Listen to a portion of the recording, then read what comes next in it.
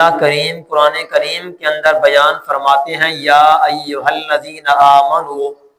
اے لوگو جو ایمان لے آئے ہو، کتب علیکم الصیام، ان روزوں کو تمہارے اوپر فرض کر دیا گیا ہے،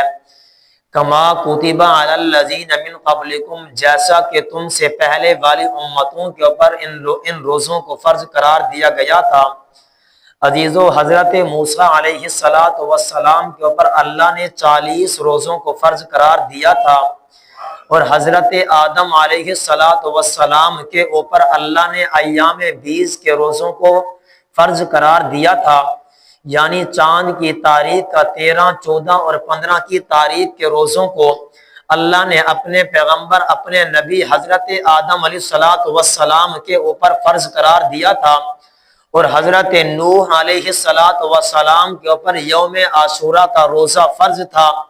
اسی طرح حضرات محترم اللہ کے پاک پیغمبر جتنے بھی آئے، ان تمام کے اوپر اللہ نے روزوں کو فرض قرار دیا ہے۔ اب خلاصہ کلام یہ ہے کہ اس آیت کریمہ کے اندر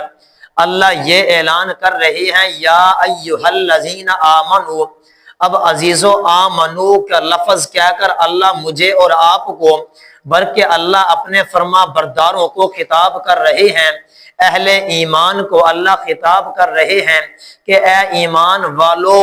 تم روزوں کو، یعنی ان روزوں کو تمہارے اوپر فرض قرار دیا گیا ہے، کما کتب علی الذین من قبلکم، جیسا کہ تم سے پہلے والے لوگوں کے اوپر ان روزوں کو فرض قرار دیا گیا تھا۔ عزیزو، آج ہم نوجوان ہو کر پھر بھی کہتے ہیں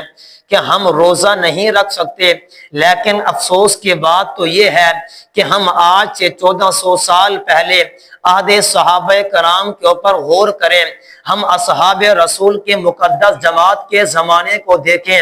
کہ وہ مقدس جماعت صحابہ کہ جنہوں نے دن بھر کے اندر اللہ کے دین کی سر بلندی کے لیے کفار کے ساتھ جا کے لڑتے ہیں، سخت سردی کا عالم ہوتا ہے، سخت گرمی کا عالم ہوتا ہے، تپتی ہوئی ریت ہوتی ہے، گھوڑوں کا سفر ہوتا ہے۔ حضرات صحابہ کرام، وہ صحابہ کرام کے جو دن کے اندر اللہ کے دین کی سر بلندی کے لیے جا کے کفار کے ساتھ لڑتے ہیں، اور رات کے وقت تراویح کا قیام بھی کرتے ہیں، اور اس کے علاوہ دن بھر روزہ بھی رکھتے ہیں۔ اور عزیزو، وہ چیزیں کہ جو اللہ نے ہمیں آج عطا کی ہیں، 1400 سال پہلے وہ نعمتیں آج سے پہلے وہاں موجود نہیں تھیں۔ عزیزو، آج اگر ہم روزہ رکھ لیتے ہیں، روزہ رکھ لینے کے بعد ہمارے پاس ہواؤں کا اہتمام بھی ہے، یعنی ہم ہوا کے ذریعے سے اپنے آپ کو راحت پہنچا سکتے ہیں، اپنے آپ کو آسانی پہنچا سکتے ہیں،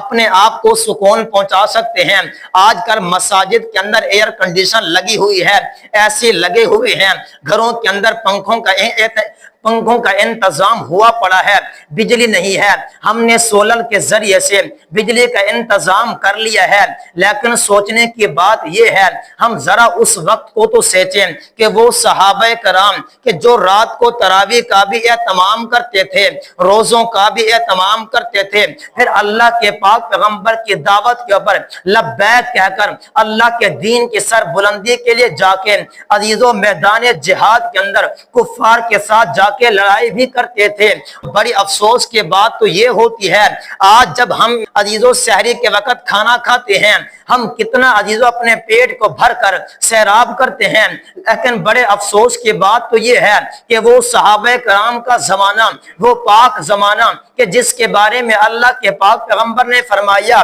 میرے جو صحابہ کرام کا زمانہ ہے، یعنی یہ گویا کہ میرا زمانہ ہے۔ اللہ کے پاک پیغمبر کے اس مقدس صحابہ کرام کے زمانے کے اندر عزیزوں کسی صحابی کے پاس اتنا کھانا نہیں ہوتا تھا، اتنا طعام نہیں ہوتا تھا کہ کوئی صحابی اپنے پیٹ کو بھر کر سیراب کر لے، لیکن عزیزو ہمارے پاس اللہ کے کتنے نعمتیں ہوتی ہیں۔ جب ہم روزہ رکھتے ہیں، روزہ رکھنے کے لیے ہمارے پاس مختلف قسم کے کھانے بھی ہوتے ہیں، ہمارے پاس مختلف قسم کے فروٹ بھی ہوتے ہیں، لیکن پھر بھی ہم عزیزو جان بوجھ کر ایک روزے کو ہم ترک کر دیتے ہیں۔ شاید ہم یہ سمجھتے ہیں کہ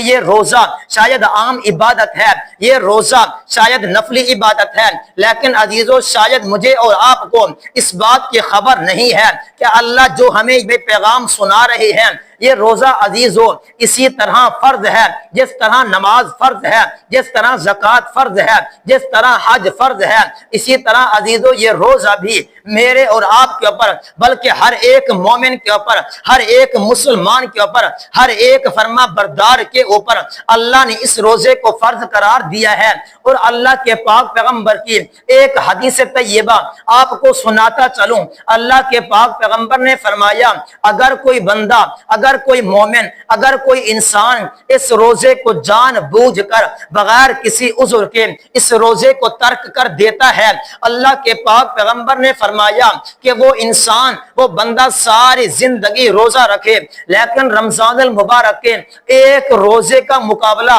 عزیزو نہیں کر سکتا۔ پھر اس روزے دار کے بارے میں اللہ کریم کیا اعلان کرتے ہیں، اس کے بارے کے اندر بشارت کیا ہے، اس کے بارے کے اندر اللہ کی طرف سے خوشخبری کیا ہے۔ عزیزو جب آدمی روزہ رکھ لیتا ہے، روزہ رکھ لینے کے بعد آدمی دن بھر پیاس کے اندر رہتا ہے، آدمی دن بھر بھوکا رہتا ہے، جب شام کا وقت ہو جاتا ہے اب آدمی کے منہ سے ایک بو سی اٹھتی ہے جس کو میں اور آپ ناگوار سمجھتے ہیں، جس کو میں اور آپ ناپسند سمجھتے ہیں۔ عزیزو اسی کے بارے کے اندر اللہ کے پاک پیغمبر کیا فرماتے ہیں، لا خلوف فم الصائم اطیب عند اللہ من ریح المسک، کہ یہ روزے دار کی منہ کی بو اللہ کے نزدیک مسک و عنبر سے زیادہ قیمتی ہوتی ہے۔ عزیزو جب آدمی روزہ رکھ لیتا ہے، روزہ رکھ لینے کے بعد جب شام کا وقت آ جاتا ہے آدمی کے منہ سے، آدمی کے معدے سے ایک ایسی بو سی اٹھتی ہے، یعنی دن بھر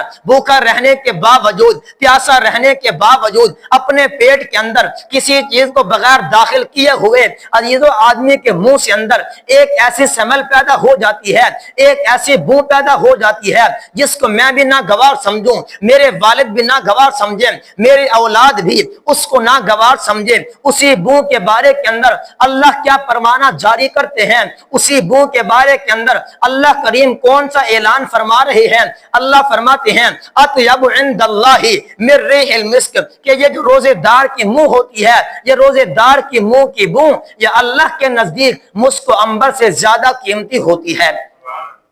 عزیزو ہمیں اس ماہ رمضان کے اندر ہمیں کام کون سے کرنے ہیں؟ شاید ہم نے یہ سوچ رکھا ہے کہ یہ جو رمضان المبارک ہے شاید یہ بھوکا پیاسا رہنے کا نام رمضان ہے، ہم نے کھانے کو ترک کر دیا شاید اس بات کا نام رمضان ہے، ہم نے پینے کو چھوڑ دیا شاید اس کا نام رمضان ہے، ہم نے آپس کے اندر میاں بیوی کے تعلقات کو، آپس کے اندر ہم بستری کو، آپس کے اندر جماع کو شاید ہم نے اس بات کو چھوڑ دیا ہے، اس بات کو چھوڑنے کا نام رمضان ہے۔ عزیزو رمضان کس بات کا نام ہے؟ آئیو آج